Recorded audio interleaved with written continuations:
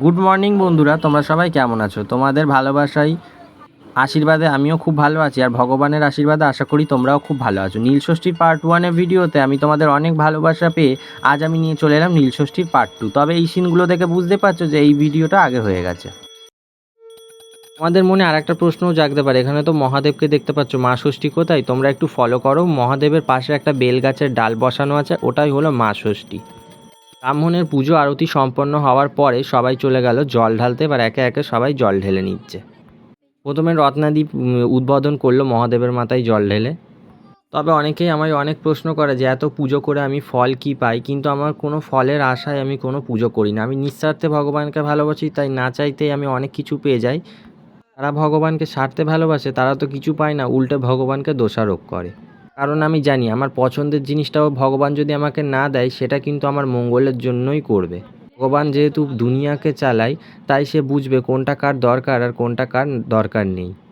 জানো তো, নীলের বাতি বলা হয়, কিন্তু নীলের বাতিতে আসল বাতি হলো এই যে ঘিয়ের প্রদীপ। তাই যারা ঘিয়ের প্রদীপের ব্যাপারটা জানে তারা ঘিয়ের প্রদীপ জ্বেলেছে, আর যারা মোমবাতি জানে তারা মোমবাতি জ্বেলেছে।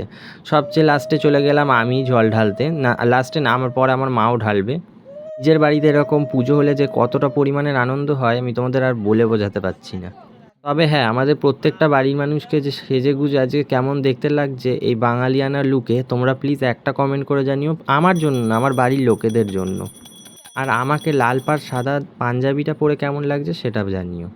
আমাদের ব্রাহ্মণ যেহেতু ছিল উড়িয়া, তাই সে ব্রতকথা পড়তে পারে না, তাই শেষ পর্যন্ত এই দায়িত্বটাকেও আমাকেই পালন করতে হয়েছে। একদিন অন্ন অর্থাৎ ভাত জাতীয় কিছু খেতে নেই। তো পুজো প্রায় শেষ হয়ে গেল, যে ঘিয়ের প্রদীপ জ্বলছে। আমার এই নীলষষ্ঠী পুজোর ব্লগ তোমাদের কেমন লাগলো প্লিজ জানিও। আর পুজোর শেষে সবার জন্য আয়োজন করা হয়েছিল যে সাবু মাখা, তাই মা আর বৌদিরা মিলে এখানে সাবু মাখাচ্ছে। ব্রাহ্মণ ঠাকুর আর আমরা সবাই এখন উপোস ভাঙার পর বেলা 2:30-এর সময় আমরা এখন সাবু মাখা খাচ্ছি। উপোস ভাঙার পর এক গ্লাস ঠান্ডা জল হেলেই খুব শান্তি হয়। উপোস ভাঙার পর এই কচি খুকি এখানে দাঁড়িয়ে দেখো একটা পেপসি খাচ্ছিল, আর আমার পিসি নজর দিচ্ছিল। এটাই ছিল আজকের ব্লগ।